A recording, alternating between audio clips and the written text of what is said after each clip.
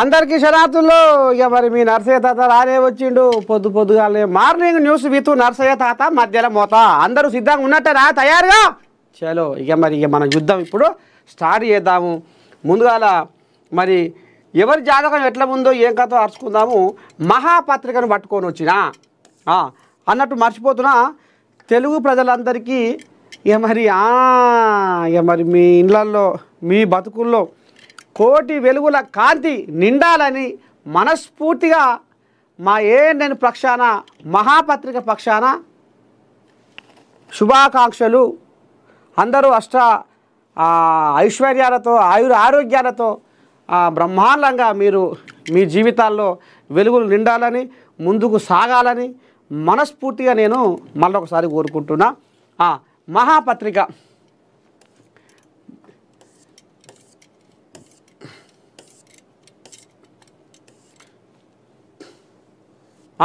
ముందుగా ఏమొచ్చింది ఇవాళ ఏదో సాహిత్యం. ఇవాళ సోమవారం కాదు.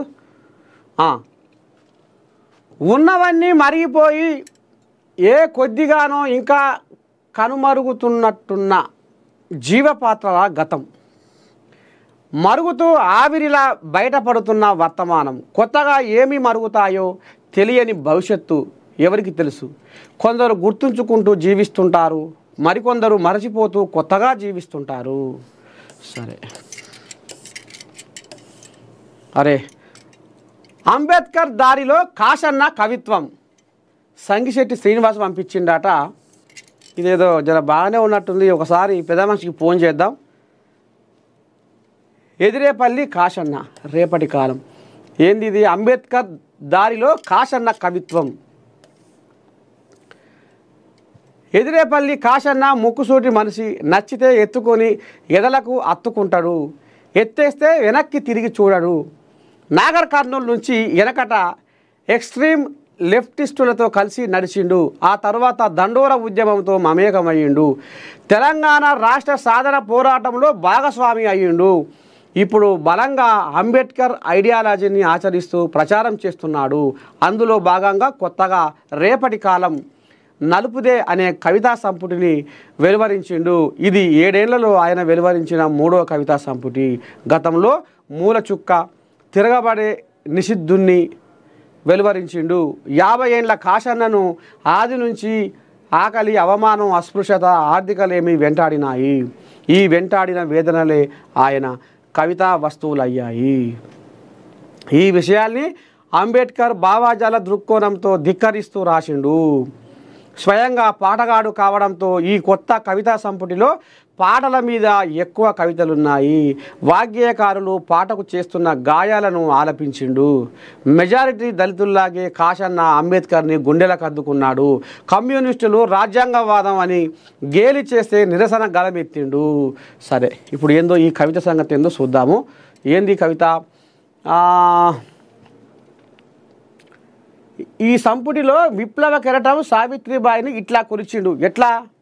ఒక్కసారి ఆ పెద్ద మనిషికి కూడా ఫోన్ చేద్దాము. ఇది సంగిశెట్టి శ్రీనివాస్ కొడదాము.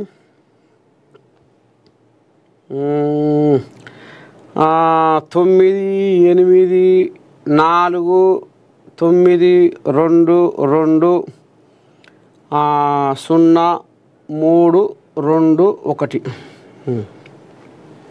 సంగిశెట్టి శ్రీనివాస్. భారతదేశపు తొలి గురువు సావిత్రిబాయి పూలే. కుంగిన గుండెలకి కొత్త ఊపిరి. సంప్రదాయ కట్లు తెంచి వక్రభాష్యం చెప్పిన శాస్త్రాలకు బుద్ధి చెప్పి వెలివాడల వెలుగై అగ్ని కణమై నిద్రపోతున్న సమాజాన్ని జాగృతపరిచింది. తెలంగాణ ఉద్యమం గుండెలకు అద్దుకున్న. హలో హలో సంగిశెట్టి శ్రీనివాస్ గారా మాట్లాడేది? అవునండి సారు శనార్థి. నా పేరు నర్సయ్య తాత. నేను ఛానల్ నుంచి ఫోన్ చేస్తున్నా. ఓకే. మహాపత్రికలో మీదొకటి అంబేద్కర్ దారిలో కాశన్న కవిత్వం. అవును.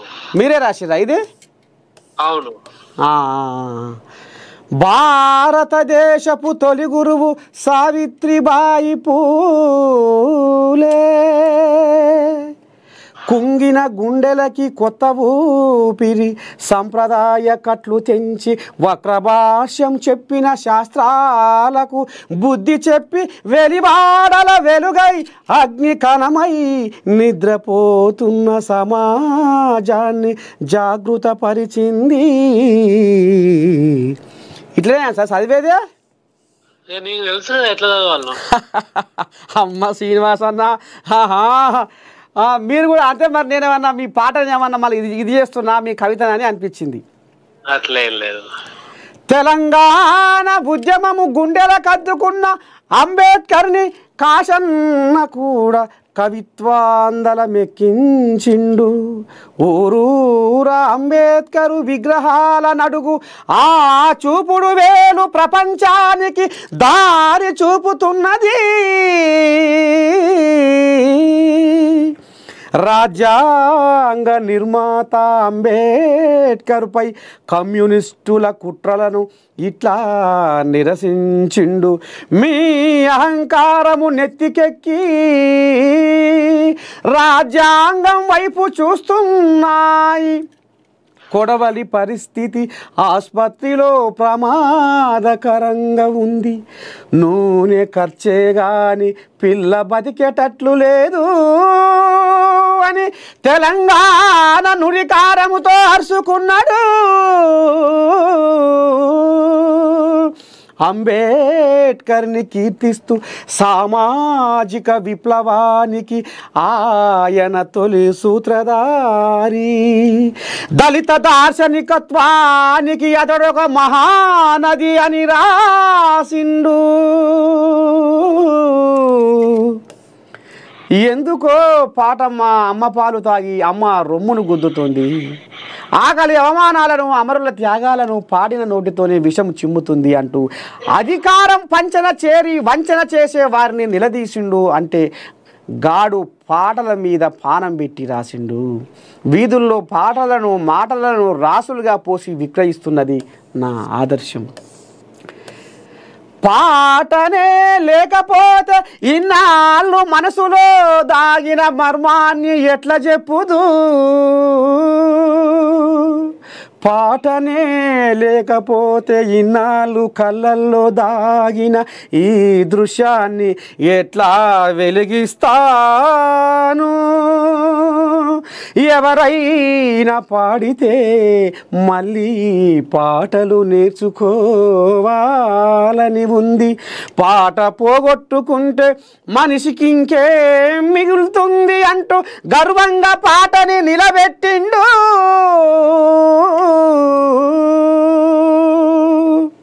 సారో ఉన్నవా లైలా? ఉన్నా బాగుంది బాగుంది. ఈ కిందిదన్నా మీరు చదవాలి మీ నోట. ఎందుకంటే మా ఏఎన్ఎన్ ప్రేక్షకులు ఎదురు చూస్తుర్రు. మీద అద్భుతమైన కవిత్వం రాసిర్రు. అంబేద్కర్ దారిలో కాశన్న కవిత్వం ఒక్కసారి మీ నోట. అది కాశన్న రాసిన కవిత్వం మీద నా విశ్లేషణ. అది నేను రాసిన కవిత్వం కాదు. ఎదిరేపల్లి కాశన్న అని చెప్పి నాగర్ కర్నూలు జిల్లాకు సంబంధించిన సాహితీ మిత్రుడు రాసిన రేపటి కళ అనే పుస్తకం మీద నేను చేసిన విశ్లేషణ. అది రేపటి కళనా కాలమా? రేపటి కాలమా. మీరేం చేస్తుంటారు సారు? నేను డిగ్రీ కాలేజీలో లెక్చరర్ని. ఎక్కడ? ఇక్కడ మల్కాజ్గిరిలో గవర్నమెంట్ డిగ్రీ కాలేజ్ మల్కాజ్గిరి అని ఈసీఎల్ దగ్గర ఉంటుంది హైదరాబాద్. కానీ అద్భుతం సార్, విశ్లేషణ బాగుంది. పాటగాళ్ళు అమ్ముడు పోయిండ్రని బాధపడ్డాడు. గతి తప్పిన పాట తెలంగాణ మాతృగీతం కీరవాణి గొంతులో విన్నప్పుడు బాధపడి నిరసనగా ఒకప్పుడు యుద్ధ గీతం, అప్పుడు రాష్ట్ర గీతం. పాటకు ప్రాణం పోసిన అందెకు వేగాడు గీతను బోధిస్తుండు. ఆకలి పొట్టకు మధ్య రొట్టెలాంటిది నా కవిత్వం అంటూ కవిత్వానికి తనదైన నిర్వచనము ఇలా ఇచ్చిండు.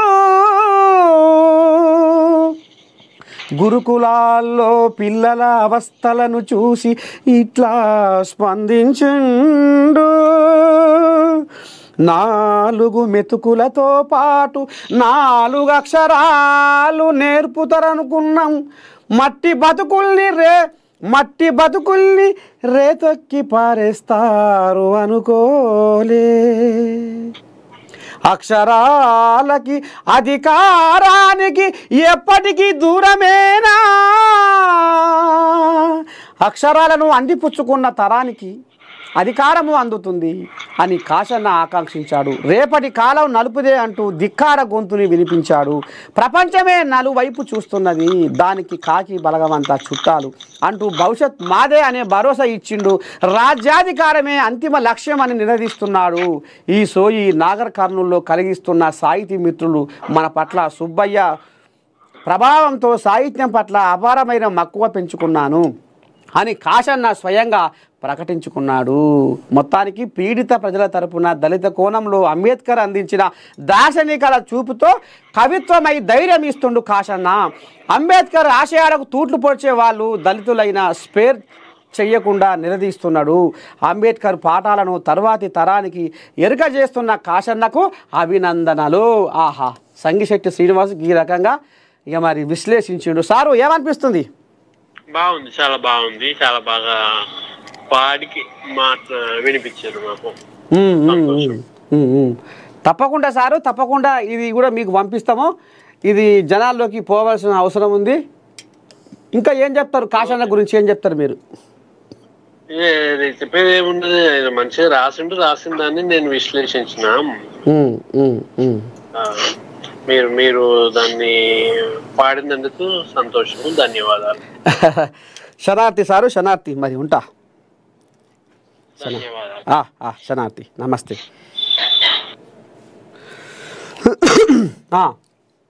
ఇంకో ఇది కథ. ఇక సోమవారం గోలిగా ఓ రావసక్కని కవితను ముంగటేసుకున్నాం.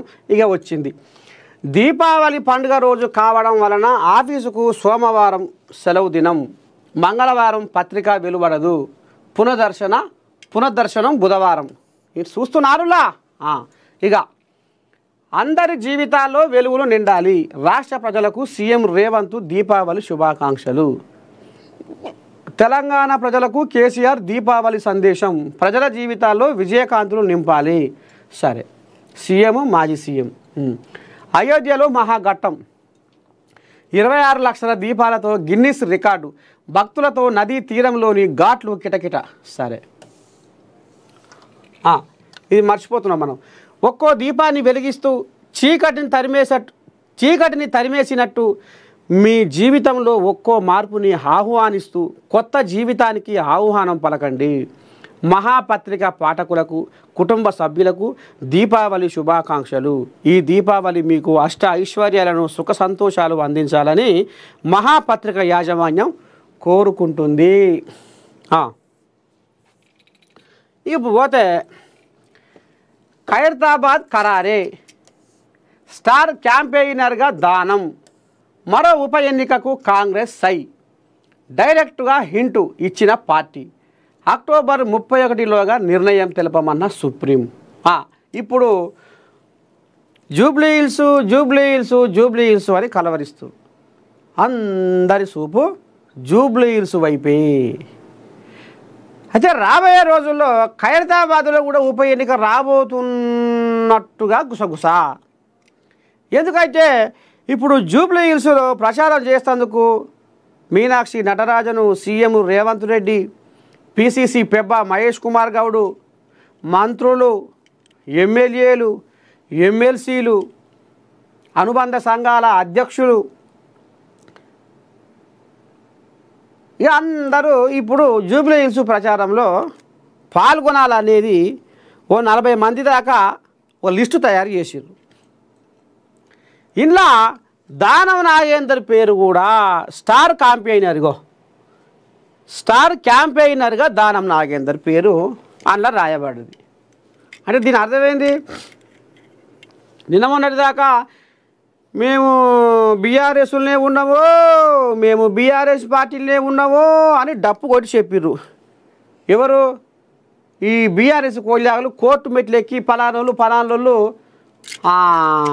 తెల్లం వెంకట్రావు కాంచి మొదలు పెడితే కాళ యాదయ్య దాకా అండ్లకు పోయిరు అని పదం పాడే కదా. ఇక కడియం శ్రీహరి దానం నాగేంద్ర కూడా అందులో ఉంటారు.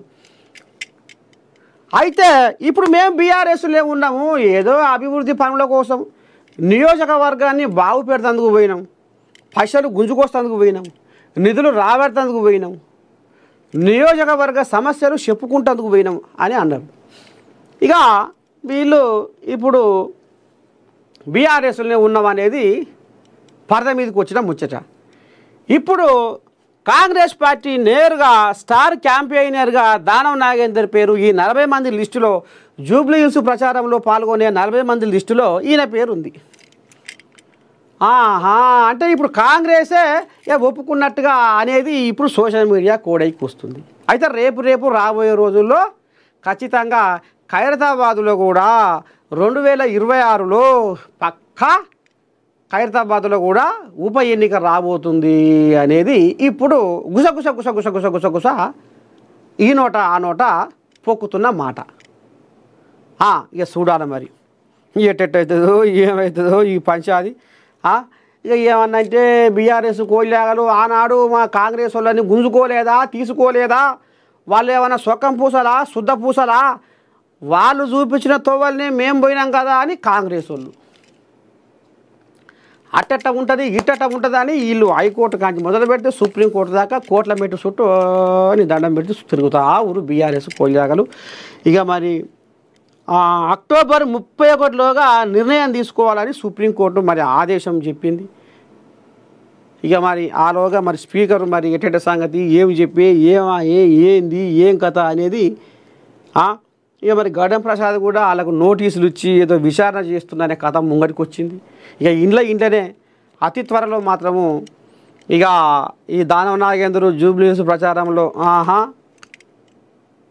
రేపు ఖైరతాబాద్లో ఉప ఎన్నిక అనే కాడికి వచ్చింది కథ. చూడాలి మరి ఏం జరగబోతుందో ఏం కథ అనేది. Naveen Yadav all the best. B form అందజేసిన పీసీసీ చీఫ్ నాయకులు కార్యకర్తలు సమన్వయంతో పనిచేయాలని దిశానిర్దేశం. కోల్యాగా నేను బీఫామ్ అందుకుందట. ఇక కోల్యాగా ఇప్పటికే తెల్లగుర్ర మీద పోతుందే, ఎట్లా కొంకులు నరకాలని బీఆర్ఎస్ కోల్యాగాలు కంచె ఒత్తులు పెట్టుకొని చూస్తున్నారట. ఇక మరి ఇంకా ముచ్చటేందంటే సునీతమ్మ ఉండంగా మళ్ళా పీజేఆర్ కోల్యాగా పీజేఆర్ కొడుకు విష్ణువర్ధన్ కోల్యాను రంగంకు దింపిరు. అసలు ఏం జరుగుతుంది లోపటంగా? అయితే ఈమె ఏమన్నా తిరస్కరణకు అయ్యే కోపు కొడుతుందా ఏంది మాగంటి సునీత కథ అనేది కూడా తెర మీదకి వస్తున్న ముచ్చట. అందుకనే అనుమానం ఎందుకు అనేది విష్ణువర్ధన్ రెడ్డిని కూడా రంగంకు దింపిరు అనేది కూడా నడుస్తుంది కథ. ఇగోది జూబ్లీ హిల్స్ ట్విస్టులు, కాంగ్రెస్ ప్లానింగ్తో బీఆర్ఎస్ అలర్టు, మాగంటి సునీతకు ప్రత్యామ్నాయంగా విష్ణు అభ్యర్థిపై బీఆర్ఎస్లో టెన్షన్, నవీన్ యాదవ్కు పెరుగుతున్న మద్దతు, రసవత్తరంగా జూబ్లీ హిల్స్ రాజకీయాలు. నిన్న మొన్నటిదాకా సునీత అని, ఎందుకంటే బీఆర్ఎస్లు ఎప్పుడో దండం పెడితే అమాసకు ముందే ప్రకటించుకుర్రు సునీతను. ఎప్పటి సందో ప్రచారం మొదలుపెట్టిర్రు. జనాలకు సునీత జనాల నాలుకల మీద సునీత అని పాఠాలు చెప్పిర్రు. మళ్ళీ ఇప్పుడు సునీతను మర్చిపోయే కాడికి వచ్చింది కథ. ఎందుకంటే విష్ణువర్ధన్ రెడ్డిని రంగంలో దింపగానే వరకు ఏంది గద్దరగోళము, ఈయననా ఆమెనా, అసలు ఏం జరుగుతుంది లోపట అనేది ఇప్పుడు జనాలకు లోపట ఇక అసలు టెన్షన్గా ఉందట. జూబ్లీ హిల్స్లో కాంగ్రెస్ ఎత్తుగడలు బీఆర్ఎస్ను షేక్ చేస్తున్నాయి. కాంగ్రెస్ ప్లానింగ్తో ఏకంగా అభ్యర్థి విషయంలోనే జాగ్రత్తలు తీసుకుంటుంది. కాంగ్రెస్ పార్టీ అభ్యర్థిగా నవీన్ యాదవ్ ప్రకటన తర్వాత ఆ పార్టీ గ్రాఫ్ అనూహ్యంగా పెరగ్గా బీఆర్ఎస్ అభ్యర్థిపై పార్టీ అగ్రనాయకత్వం మల్లగుల్లాలు పడుతుంది.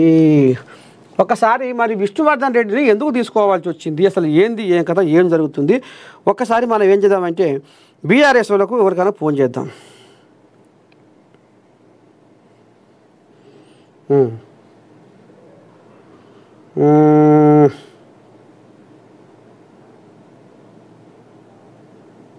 సుమిత్ర ఆనంద్కు ఫోన్ చేద్దాం. బీఆర్ఎస్ రాష్ట్ర నాయకురాలు సుమిత్ర ఆనంద్ ఏమంటది, ఏం కథ? అమ్మ ఇలా పండుగ, ఇవాళ ఆమె పని మీద ఉన్నట్టుంది.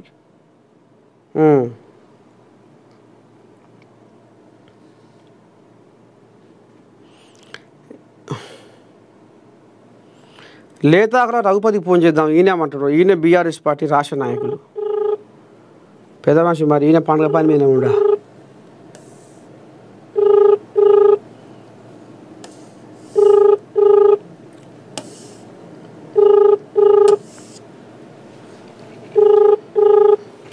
పండుగ దీపావళి పండుగ, పండుగ పని మీద ఉన్నట్టు.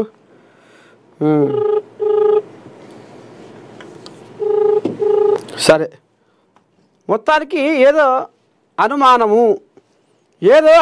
ఉంది ఈమెకు. మరి సరైన బలం దొరుకుతలేదా? జనాల ఆదరణ లేదా? ఈమె మరి ఆమె ఎవరికి ఎరక? ఎప్పుడు జనాలు అలా తిరిగింది, ఎప్పుడు మా కంటికి కనపడ్డది అని ముచ్చట పోయిందా అధిష్టానానికి? మొత్తానికి లేకపోతే ఈమె వేసిన అఫిడవిట్లల్లో ఏదైనా కథ జరిగిందా? ఇక రేపు పరద మీదకి వచ్చే యాళ్ళ అయింది ఆ ముచ్చట్లు. అందుకనే విష్ణువర్ధన్ రెడ్డిని మళ్ళా రంగంలకు దింపినట్టు కొడుతుంది.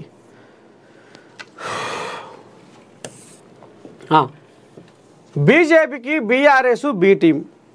జూబ్లీ హిల్స్లో చీకటి ఒప్పందం కంటిన్యూ. సీఎం రేవంత్ సంచలన కామెంట్స్. బీజేపీ బీఆర్ఎస్లే బీసీ రిజర్వేషన్లకు అడ్డం. కోళ్ళగా మన కింద పడ్డదట, మళ్ళీ బాగానే హుషారయిందిగా అప్పుడే.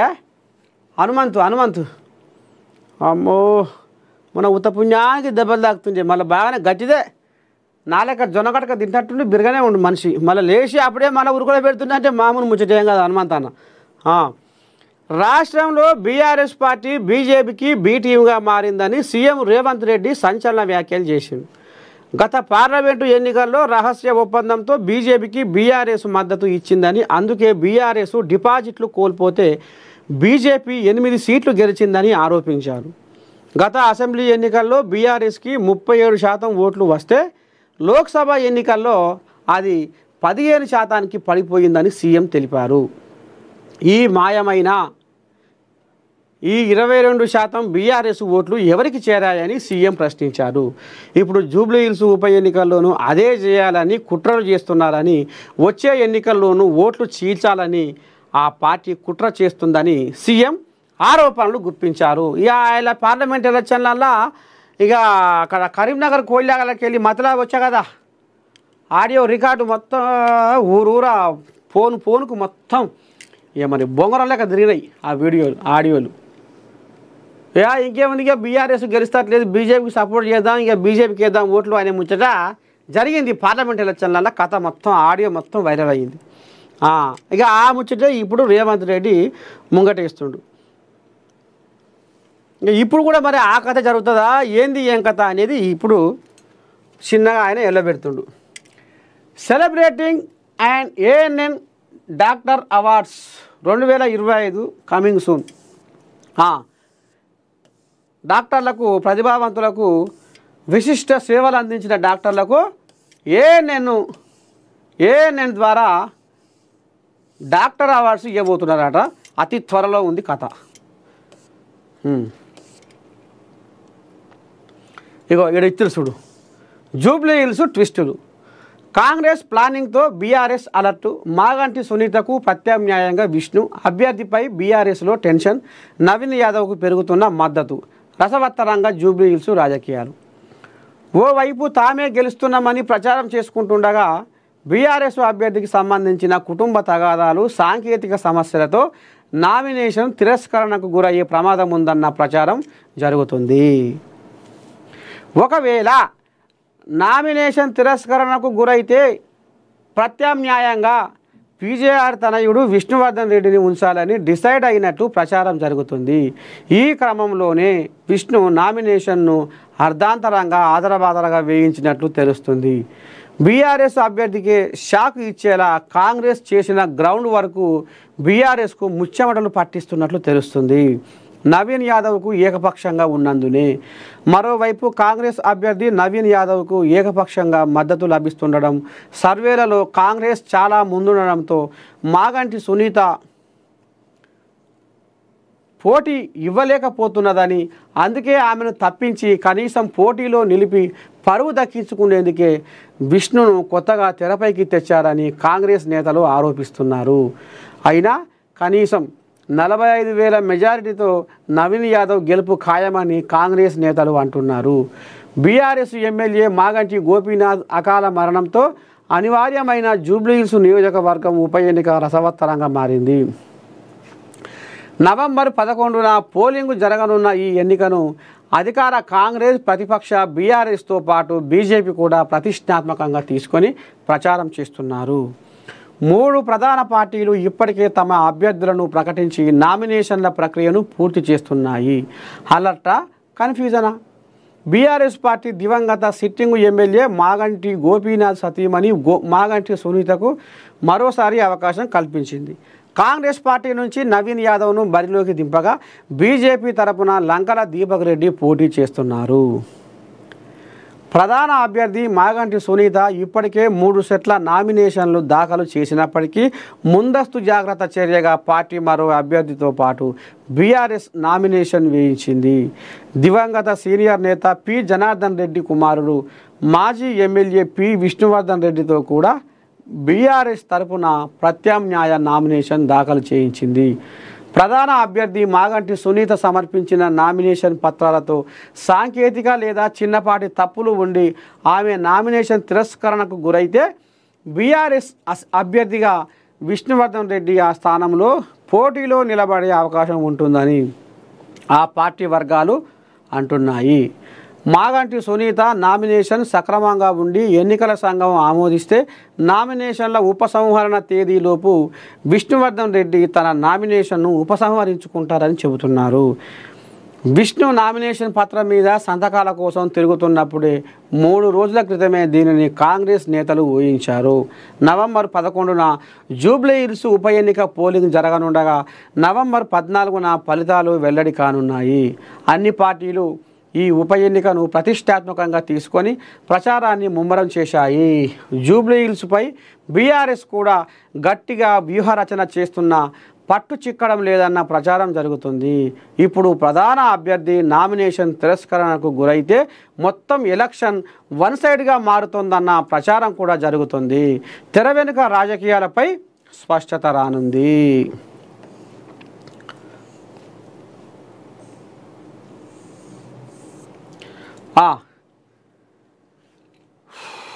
తడి బట్టలతో ప్రమాణం చేద్దామా? సవాల్కు సిద్ధంగా ఉంటే డేట్ టైం ఫిక్స్ చేయి. మాజీ మంత్రి హరీష్ రావుకు మంత్రి అడ్లూరి లక్ష్మణ్ ఛాలెంజ్. అమ్మో ఏందో చూద్దాం. బీఆర్ఎస్ సీనియర్ నేత హరీష్ రావుపై మంత్రి అడ్లూరి లక్ష్మణ్ మండిపడ్డారు. క్యాబినెట్ సమావేశంలో జరిగిన చర్చలపై హరీష్ చేసిన వ్యాఖ్యలకు మంత్రి అడ్లూరి లక్ష్మణ్ కౌంటర్ ఇచ్చారు. తడి బట్టలతో క్యాబినెట్ సమావేశంలో ఏం జరిగిందో చెప్పేందుకు తాను సిద్ధంగా ఉన్నానని, మరి తన వ్యాఖ్యలకు హరీష్ రావు కట్టుబడి ఉంటారా అని ప్రశ్నించారు. ముఖ్యమంత్రి రేవంత్ రెడ్డి అనుమతితో సిద్దిపేటలోని వెంకటేశ్వర స్వామి దేవాలయానికి తడి బట్టలతో వచ్చి నా తల్లిదండ్రులపై ఒట్టేసి మరీ ప్రమాణం చేస్తానని తను ప్రమాణం చేయడానికి హరీష్ రావు సిద్ధమేనా అని ఛాలెంజ్ చేశారు. ఈ సవాలుకు సిద్ధంగా ఉంటే హరీష్ రావే డేటు టైం ఫిక్స్ చేయాలన్నారు. ఇటీవల జరిగిన కేబినెట్ భేటీపై హరీష్ రావు మాట్లాడుతూ రాష్ట్ర మంత్రివర్గం దండుపాళ్యం ముఠా కంటే అధ్వానంగా తయారైందని, క్యాబినెట్ మీటింగులో మంత్రులు అరడజను వర్గాలుగా విడిపోయి తన్నుకుంటున్నారని విమర్శించారు. 10 ఏళ్ల బీఆర్ఎస్ పాలనలో మీ సెటిల్మెంట్లు, కమిషన్లు దాచుకోవడం స్వయంగా కేసీఆర్ బిడ్డ మీ బంధువు కవితే చెప్పారని, ముందు కవిత చెప్పిన ఆరోపణలకు హరీష్ రావు సమాధానం చెప్పాలని కౌంటర్ వేశారు. 2004లో హరీష్ రావు ఆస్తులెంత, ఇప్పుడు మీ ఆస్తులెంతో చెప్పాలన్నారు. ఇంట్లో మాత్రం ఒకటి మాత్రం వాస్తవం, కవిత మా బావ వచ్చిరాని పని చేసిండు, మా బావ అవినీతి తిమింగలము, మా బావ అందరికాడికి దోచుకున్నాడు మా బావ. మా అయ్యను మొత్తం మభ్యపెట్టి ఆగమాగం చేసి ఏదేదో చేస్తుండు. మా బావ అంతా మాయమాయ చేసిండు. మా బావ చేసిన పనికి బదనం మాయ మోస్తుండు అని కవిత కూడా ఎన్నోసార్లు మైకుల ముందర ప్రెస్ మీట్లు పెట్టి సభలల్లా సమావేశాలల్లా ఇంట్లో బయట ఏడ పడితే ఆడ మరో లొటి మీద కాకి లెక్క మొత్తుకొని చెప్పింది. మా బావను నమ్మకూరి మా బావ మంచోడు కాదని. ఎవరు? హరీష్ రావు. మరి కవితమ్మ గతకాలం మరో మొత్తుకొని చెప్తే డప్పు కొట్టి హరీష్ రావుకు ఎందుకు కాక పుడతలేదు? హరీష్ రావుకు ఎందుకు శరం వస్తలేదు? హరీష్ రావు కవిత మీదకి కౌంటర్కు ఎందుకు ముందుకు వస్తలేడు అనేది అనుమానం దచ్చింది జనాలకు. కవితమ్మ గా రకంగా బొబ్బలు పెడుతుంటే హరీష్ రావు ఎందుకు మను తిన్న పాము వల్లే పండుకుంటుండు? ఎందుకు మను తిన్న పాము వల్లే గమ్మున ముక్కు మూతి మూసుకొని ఉంటుండు అనేది ఇప్పుడు జనాలకు అనుమానం. మరి సొంత మీ మరదలే అని మరి ఆమె ఎందుకో అంటలేవు, ఆమె మీదకి ఎందుకో నీ నోరు లేస్తలేదు అని అడ్లూరి లక్ష్మణ ఆంబాయం వెళ్ళబోసుకుంటుండులా.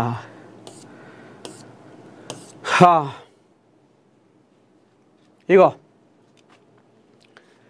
ప్రాణదాతలు కంది శ్రీనివాసరెడ్డి ఫౌండేషన్ అంబులెన్సులు. Adilabad Congress party assembly incharge Kandi Srinivasa Reddy స్థాపించిన కేఎస్ఆర్ ఫౌండేషన్ అనేక సామాజిక సేవా కార్యక్రమాలతో జిల్లాలో మంచి పేరు సంపాదించుకుంటుంది. ప్రధానంగా అత్యవసర సమయాలలో రోగులను ఆసుపత్రులకు చేర్చుతూ అంబులెన్సులు ప్రాణదాతలుగా నిలుస్తున్నాయి. శనివారం రాత్రి రోడ్డు ప్రమాదంలో గాయపడిన బోరజ్ మండల కేంద్రానికి చెందిన గంభీర్ను ఆదిలాబాదు రిమ్స్ నుండి మెరుగైన వైద్య చికిత్సల కొరకు కేఎస్ఆర్ ఫౌండేషన్ అంబులెన్సులో హైదరాబాద్కు తరలించారు. అత్యవసర సమయంలో వెంటనే స్పందించిన కేఎస్ఆర్ ఫౌండేషన్ సిబ్బందికి యాజమాని కంది శ్రీనివాసరెడ్డికి బాధిత కుటుంబ సభ్యులు ధన్యవాదాలు తెలిపారు. ఇక చూడుది అంబులెన్స్ సౌకర్యం. Adilabad Congress party assembly incharge Kandi Srinivasreddy KSR foundation పేర ఇక ఈ రకంగా నిత్య అన్నదానమే కాదు, ప్రజా దర్బారు పెట్టి ప్రజల సమస్యలను పరిష్కరించడమే కాదు, ఇక ఈ రకంగా కేఎస్ఆర్ ఫౌండేషన్ ద్వారా ఆపదికి సాపతికి అర్చుకొని జనాల ప్రాణాలను కాపాడే ప్రాణదాతగా పేరు సంపాదించుకుంటుండు కేఎస్ఆర్ కంది శ్రీనివాసరెడ్డి. ఒక్కసారి ఏం జరిగే ఏంది ఏం కథ అక్కడ ఉన్న ఆదిలాబాద్ కోజాకు ఫోన్ చేద్దాము, ఏమంటారు ఎట్టట సంగతి.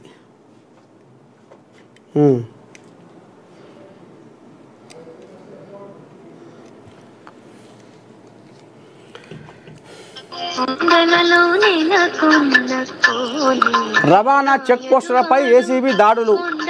తెలంగాణ అంతర్రాష్ట్ర రవాణా చెక్ పోస్టులపై ఏసీబీ మెరుపు దాడులు చేసింది. ఉమ్మడి ఆదిలాబాద్ జిల్లాలోని పలు చెక్ పోస్టులపై ఇలా అంతా పండుగ పశ్చిమనే ఉండ్రుగా.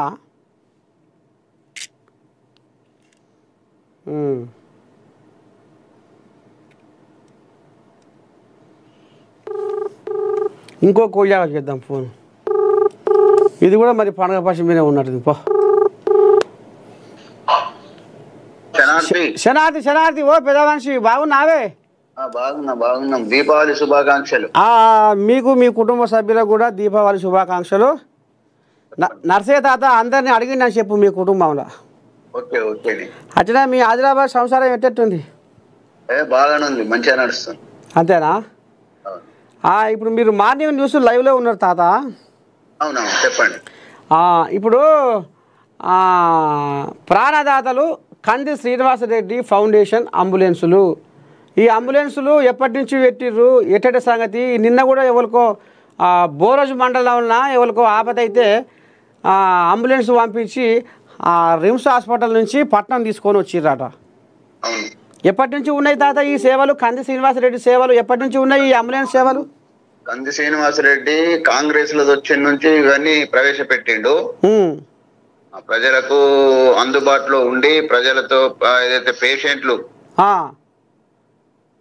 ఫైనాన్షియల్ గా వీక్ ఉన్న వాళ్ళు ఎవరైతే పెద్ద ఆసుపత్రులకు తరలించడానికి వాహనాలు పెట్టి తరలిస్తున్నాడు.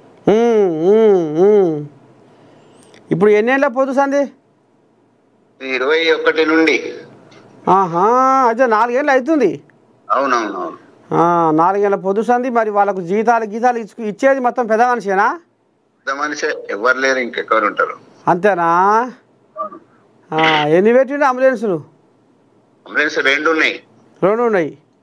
ఏమంటారు మరి ఈ అంబులెన్స్ సౌకర్యాలు వినియోగించుకొని జనాలు ఏమంటారు? ఆదిలాబాద్ జనాలు చుట్టుపక్కల వాళ్ళు బాగానే ఉంది. బీద వాళ్ళకు బాగా కష్టపడి పనిచేస్తున్నాడు. వాళ్ళు ఎవరైతే ఆర్థికంగా వెనుకబడి ఉన్న వాళ్లకు రోగాలు వస్తే గాని ఇక్కడి రిమ్స్ ఆసుపత్రిలో ఏదైతే చికిత్స అందక వేరే ఆసుపత్రులకు పంపడానికి, నాగ్పూర్ అయితేనేమి, యవత్మాల్ అయితేనేమి, హైదరాబాద్ అయితేనేమి పంపడానికి తన సొంత ఖర్చులతోటి పేషెంట్లను ఇస్తున్నాడు.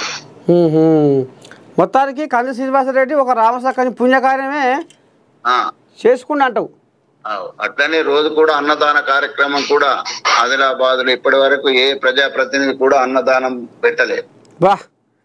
కార్యకర్తలకు మీటింగ్ నాడు పెడతాడు. అట్లనే మిగతా బీద వాళ్ళు రిమ్స్ లో ఉన్నటువంటి అటెండెంట్స్ ఉంటారు చూడండి, పేషెంట్లతో ఉన్న వారికి కూడా వాళ్ళు కూడా వచ్చి మధ్యాహ్న భోజనం ఇక్కడ తిని వెళ్తారు. ఇక ఇప్పుడు ఇక్కడక్కడ పనిచేసే కూలీలు కానీ దవాఖానల గిట్టిన పేషెంట్లను తీసుకొచ్చిన ఆ పక్క పొంటి వాళ్ళు వాళ్ళకి కానీ అక్కడ అటెండర్లకు కానీ షెడ్డా పడ్డా అందరు వచ్చి అక్కడ భోజనం పోతారు. 1 గంటకు లైన్ ఉంటుంది. ఎంతమందికి వండి పెడతారు తాత రోజు? 400-500 మంది తింటారు. అమ్మ ఇది సగం సంవత్సరం అంతా ఆడికి ఇటే పోతున్నట్టుగా. అవునవునవును. అబ్బా అయినా కానీ అన్నదానం మాత్రం మరుస్తలేడు. ఖర్చు ఎక్కువైతుంది, సంసారం అంతా సగం దీనికే అవుతుంది అన్న ఆలోచన మాత్రం ఆయనకి ఏం వస్తలేదు.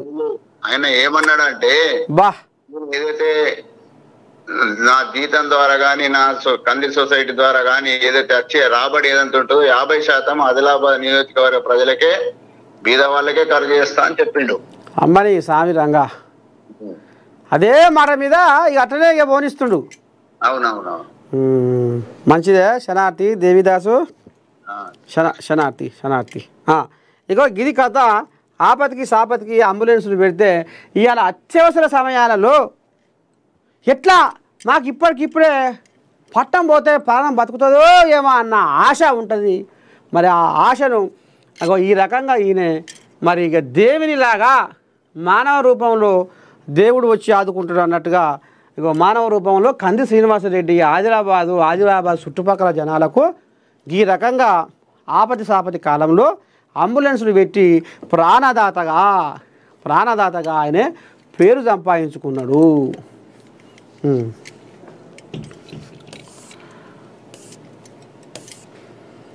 ఇదేంది కథ? పండగ ముందు విషాదం పాడైపోను. ఇదేంటిది? దుకాణ అనుమతికి డబ్బులు ఇవ్వాల్సిందేనట. ఎక్కడ? షాద్నగర్. దీపావళి పర్వదినం వచ్చిందంటే చాలు అంతా ఆ అధికారి చేతిలోనే ఉంటుంది. ఎవరో ఆ సుతపూస. దీపావళి పటాకుల వ్యాపారానికి సంబంధించి చిన్న వ్యాపారాల నుంచి తప్పకుండా ఫైర్ స్టేషన్ అనుమతి తీసుకోవాల్సి ఉంటుంది. కానీ షాద్నగర్ పట్టణంలో ఎందుకు విరుద్ధంగా ఉంటుంది? అంతా అధికారి చేతిలో ఉండడంతో అనుమతి తీసుకొని ఏర్పాటు చేసే పటాకుల దుకాణాలు కొన్ని అయితే అనుమతి లేకుండా ఏర్పాటు చేసే దుకాణాలు మరెన్నో ఉన్నాయి. ఒక్కో దుకాణ ఏర్పాటుకు డబ్బులు ఇవ్వాల్సిందేనంట. ఇప్పటి వరకు షాద్నగర్ 12 దుకాణాలకు మాత్రమే అనుమతి ఇచ్చారంట. మరోవైపు ఒక్క దుకాణానికి అనుమతి తీసుకున్న వారే మరికొన్ని దుకాణాలను ఏర్పాటు చేసుకుంటున్నారు. చిన్న ప్రమాదం జరిగినా భారీ స్థాయిలో నష్టం జరిగే ప్రమాదం తప్పదు. ప్రమాద హెచ్చరికలు పరిశీలన శూన్యమని చర్యలు తీసుకోవాల్సిన అధికారులే చోద్యం చూస్తున్నారు. షాద్నగర్ పట్టణంలో ఏర్పాటు చేసే పటాకుల దుకాణాలకు సంబంధించిన వివరాలకు స్టేషన్ ఫైర్ ఆఫీసర్ను సంప్రదించగా ఏడీఎఫ్ వద్ద వివరాలు ఉంటాయని ఈ విషయమే ఆయనను సంప్రదించగా ఆయన షాద్నగర్ స్టేషన్ ఫైర్ ఆఫీసర్ వద్ద ఉంటాయని ఒకరిపై ఒకరు మాట దాటిస్తున్నారు. పట్టణంలో ఎక్కడ పడితే అక్కడ పటాకుల దుకాణాలు ఏర్పాటు చేస్తున్నారని ప్రశ్నించగా మాకు ఎలాంటి సంబంధం లేదు, స్థానిక పోలీసులు చూసుకుంటారని చెప్తున్నారు. ప్రతి సంవత్సరం దీపావళి పర్వదినం వచ్చిందంటే చాలు ఈ అధికారుల అడావుడి మాత్రమే కనబడుతుంది తప్ప ఎలాంటి చర్యలు తీసుకోవడం లేదు. ఇంత నిర్లక్ష్యంగా వ్యవహరిస్తున్న అధికారులపై ఉన్నతాధికారులు ఎలాంటి చర్యలు తీసుకుంటారో అని వేచి చూద్దాము. ఇటువంటి కథలు మనం ఇదివరకే చెప్పుకున్నాం. వద్దురా అవినీతి, నువ్వెంత మెరిసినవో మనిషి నీది ఉట్టితోలేరా, నువ్వెంత మురిసినవో మనిషి నీవు మట్టి పాలేరా, ఈ అవినీతి పాడుబడ వినరా నీ ముఖము నేలాకేసెగదరా, నువ్వెంత మెరిసినవో మనిషి నీది ఉట్టితోలేరా, నువ్వెంత మురిసినవో మనిషి నీవు మట్టి పాలేరా. ఇంట్లా ముళ్ళుగార వేచి కుచ్చి కుచ్చి కుచ్చి కుచ్చి కుచ్చి కుచ్చి చిలుక చెప్పినట్టు చెప్పినా ఇంకా అదేందిరా అంటే అల్లనే అధిక తింటున్నారు కొందరు. ఇక అల్లా గీ కథ దుకాణ అనుమతికి డబ్బులు ఇవ్వాల్సిందేనట. ఎవరికి ఇది అధికారికంగా పోతలేవు, నడవంగా బోకర్ల దద్ద నడుస్తుంది. వాళ్ళు ఎగనాకు కరగనాకి ఎగనాకి మరి ఏం సంపాదిస్తారో ఏం కథో కానీ మొత్తానికైతే చెడ్డ పేరు సంపాదించుకుంటారు.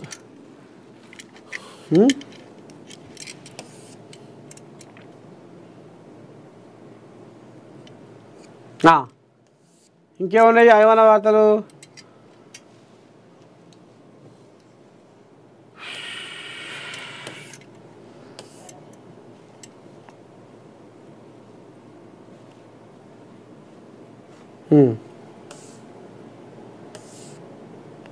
ఈ పెద్ద మనిషి బాగా తిరుగుతున్న ఊర్లో పోయి మొన్న రావణపేట మండలం ఎల్లంకి కూడా పోయిండట. ఇక ఇలా పోయేదే ఉండే కానీ జర తప్పింది. జిల్లా ప్రజలకు దీపావళి శుభాకాంక్షలు. కలెక్టర్ హనుమంతరావు. దీపావళి పండుగను పురస్కరించుకొని యాదాద్రి భువనగిరి జిల్లా కలెక్టరు హనుమంతరావు జిల్లా ప్రజలకు శుభాకాంక్షలు తెలిపారు. కుటుంబ సభ్యులందరితో కలిసి జిల్లా ప్రజలందరూ సంతోషంగా జరుపుకోవాలని, జీవితాల్లో సరికొత్త వెలుగులు చీకట్లు తొలగి చిరుదివ్యల వెలుగుల వలె నిత్యం సుఖ సంతోషాలు వెలసిల్లాలని వారు ఆకాంక్షించారు. చిన్న పెద్ద తారతమ్యం లేకుండా ప్రతి ఒక్కరూ ఎంతో ఉత్సాహంగా నిర్వహించుకునే దీపావళి పండుగను ప్రమాదాలకు ఆస్కారం లేకుండా తగిన జాగ్రత్తలు పాటిస్తూ ఇంటిల్లిపాది ఆనందంగా జరుపుకోవాలని ఆకాంక్షిస్తున్నాను అని చెప్పుకొచ్చిండు కలెక్టర్ హనుమంతరావు. అయితే మన రావణపేట మండలం వెల్లంకి పోయిందట. పల్లె నిద్ర బాగా చేస్తుండు. ఇక ఆడ మాపటిలు ఇక ఆజ్ఞ ఇంత బుక్కడంత తిని పండుకొని తెల్లారంగా లేచి సర్కారు బల్లల సకదానం పెట్టడం ఉంది. మాపటం పువ్వ మంచిగా పెడుతుర్రా, మంచిగా నాణ్యమైన కూరగాయలైనా నాణ్యమైన భోజనమైనా, షారెట్టుంది, పప్పెట్టుంది, బువ్వెట్టుంది. ఇక అటు మళ్తే మన ప్రాథమిక ఆరోగ్య కేంద్రాలు మరి అమ్మ దొరసాను చక్కగా టైంకి వస్తుర్రా, ఇక లేకపోతే చిన్నగా వస్తుర్రా. నన్ను చూడు నా అందం చూడు అనుకుంటా కొంతమంది అట్నే తయారయ్యారు. అందుకనే మరి వీళ్ళు కూడా అది ఆ ప్రాథమిక ఆరోగ్య కేంద్రంలో పనిచేసేటోళ్ళు మరి సరైన టైంకి వస్తారేరా, ఏమేమి మందులు ఇస్తారు, ఎటేట సంగతి ఏంది ఏం కథ. ఇక ఇలా ఇంకో ముచ్చట ఏంటంటే ఇక పుసుక్కున ఆ ప్రాథమిక ఆరోగ్య కేంద్రమో లేకపోతే ఓ బడికో ఇట్లా పోయి ఆఫీసులో అడుగుపెట్టి ఇది చేస్తే ఎవరన్నా పుసుక్కున ఆఫీసర్ రాకపోతే ఇక ఏమంటే మెమోలు జారీ చేస్తుండట. నీ సంగతి ఏంది, నువ్వు ఎప్పుడు వస్తున్నావు, ఏ టైంకి వస్తున్నావు, నువ్వు సెలవులు ఎందుకు పెడుతున్నావు. ఇట్లా మొత్తానికి హనుమంతరావు బ్రహ్మాండంగా పల్లె నిద్ర అని పెట్టి ఆ ఊళ్ళోకి పోతుండో ఆజ్ఞ పండుకుంటుండో ఆ ఊళ్ళే మంచి చెట్టలు మంచిగా ఆర్చుకొని రామ సకల కార్యం ముంగటేసుకుంటుండు హనుమంతరావు. ఒకసారి ఈ పెద్ద మనిషిని మనం కలుస్తా. ఈ మధ్యకాలంలో ఒకనాడు ఏదైనా ప్రోగ్రాం ఉన్నప్పుడు పోయి తప్పకుండా కలిసి ఆ పెద్ద మనిషితో కూడా మాట్లాడే ప్రయత్నం చేపిస్తా. ఇంకేముంది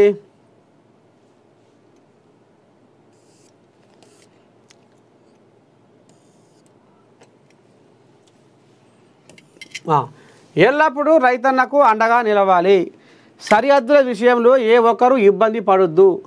రైతు రాజు కావాలంటే మీరు చేసే పనుల్లో నిజాయితీ ఉండాలి. భూ యాజమానుల సరిహద్దులను పరిరక్షించే బాధ్యత మీపై పెట్టాం. 2034 నాటికి $1 ట్రిలియన్ ఆర్థిక శక్తిగా తీర్చిదిద్దుతాం. సీఎం రేవంత్. శిక్షణ పొందిన సర్వేయర్లకు లైసెన్సులను పంపిణీ చేసిన రేవంత్ పొంగులేటి. సరే, రైతులకు అండగా ఉంటూ వారికి సంబంధించిన భూ సమస్యలను శాశ్వతంగా పరిష్కరించాల్సిన గురుతరమైన బాధ్యత లైసెన్స్ పొందిన సర్వేయర్లపై ఉందని ముఖ్యమంత్రి రేవంత్ రెడ్డి చెప్పారు.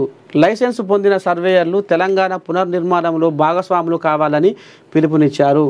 హైదరాబాదు శిల్పకళా వేదికలో లైసెన్స్ సర్వేయర్లుగా శిక్షణ పొందిన అభ్యర్థులకు లైసెన్సుల పంపిణీ కార్యక్రమంలో మంత్రి పొంగులేటి శ్రీనివాసరెడ్డితో కలిసి పాల్గొన్నారు. శిక్షణ పొందిన సర్వేయర్లకు లైసెన్సులను పంపిణీ చేసే కార్యక్రమాన్ని లాంఛనంగా ప్రారంభించారు.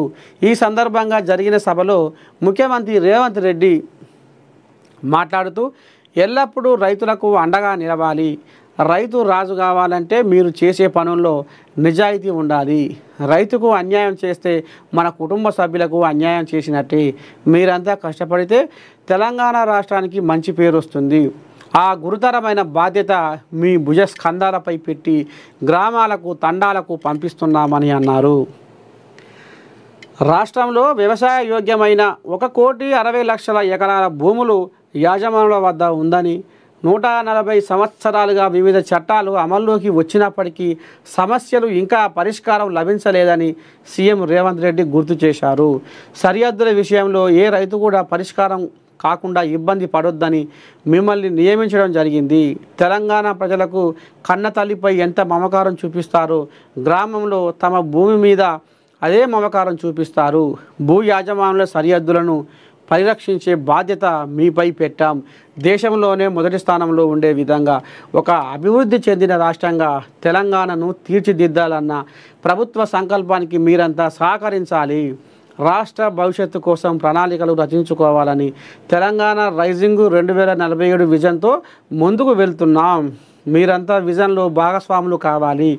2034 నాటికి $1 ట్రిలియన్ ఆర్థిక శక్తిగా, 2047 నాటికి $3 ట్రిలియన్ ఆర్థిక శక్తిగా తెలంగాణను తీర్చిదిద్దాలన్న లక్ష్యం చేరుకోవాలంటే మీ సహకారం ఉండాలి అని కోరారు. ఇక ఈ రకంగా మరి ధరణి బంగాళాఖాతంలో కలిపి ధరణితో మొత్తం దందాలు నడిచినాయి అని ఈ రకంగా ఇప్పుడు లైసెన్సు సర్వేయర్లకు శిక్షణ ఇచ్చి లైసెన్సు చేతులు పెట్టిరట సర్వేయర్లకు. రేపటి సంది ఈ సర్వేయర్లు నికరమైన ఆలోచనతో, నిశితమైన పరిశీలనతో, తల్లిదండ్రుల మీద ఎంత గౌరవంతో ఏ రకంగా ఉంటూ వాళ్ళకు నమ్మకం కలిగిస్తారో ఇవాళ మిమ్మల్ని నమ్ముకున్న రైతులు కూడా మరి అదే నమ్మకాన్ని మీ మీద కలిగించుకోవాలి. మీరు అంతే నమ్మకంగా పనిచేయాలి. సాధ్యమైనంత వరకు ఈ భూ పంచాయతీలు తేడతెల్లం చేయాలని రేవంత్ రెడ్డి వాళ్ళని శిల్పకళా వేదికలో కలిసి నియామక పత్రాలు అందజేసిండట, లైసెన్సులు చేతులు పెట్టిండట. రేపటి సంది మళ్ళీ వాళ్ళు ఊర్ల పొంట తిరిగి ఏంది ఏం కథ అనేది న్యాయాన్ని నడిపిస్తారట. మొత్తానికి మార్నింగ్ న్యూస్ విత్ నర్సయ్య తాత మధ్యాహ్నం మోత కార్యక్రమానికి సెలవు తీసుకుంటున్నా. శనార్థి. రేపు పొద్దుగాల మళ్ళా కలుసుకుందాం. మీరైతే చూస్తూనే ఉండాలి మన ANN. ఉంటా. నమస్తే.